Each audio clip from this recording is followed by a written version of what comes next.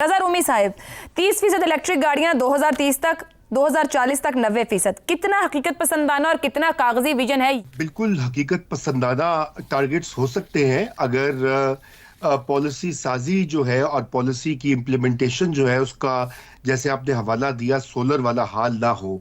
क्योंकि सोलर की तो इनकलाब जैसे भी जिक्र भी हुआ, वो तो बस खुद लोगों का रिस्पांस रहा है और जितनी तेजी से अडॉप्ट हुआ है, हुकूमत तो अब यूं लग रहा है कि उसके अंदर रखना डाल रही है, रोड़े अटकाती है अपनी, बार बार बदल के कभी नेट मीटरिंग के ऊपर, कभी कोई और पॉलिसी, हर आए दिन वो कोई लेकर आते हैं नया रूल और फिर उसको रिवर्स कर देते हैं।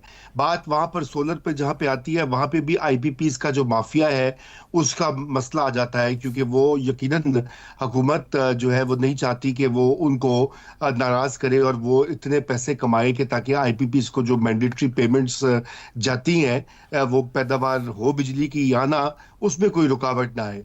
कुछ वाकया यहाँ भी हो सकता है, क्योंकि यहाँ भी एक बहुत बड़ी गाड़ियों की जो लॉबी है लोकल ऑटो और जो कि इंडस्ट्री। हमेशा रवायती तौर पर बहुत पावरफुल रही है और है अभी भी।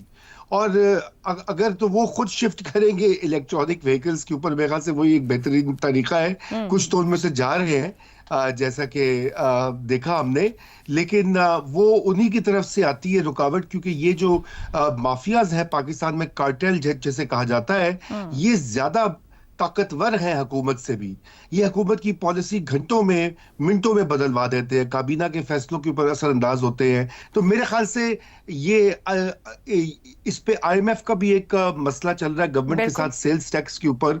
और मेरे ख्याल से वहां पे भी गवर्नमेंट जो है वो सेल्स टैक्स नहीं बढ़ाना चाहती, जो कि एक अच्छी खबर है। और आई होप कि वो आईएमएफ से नेगोशिएट ये करे कि ये पाकिस्तान के लिए और माहौलियात के लिए और क्लाइमेट चेंज के लिए भी एक बहुत जरूरी चीज है।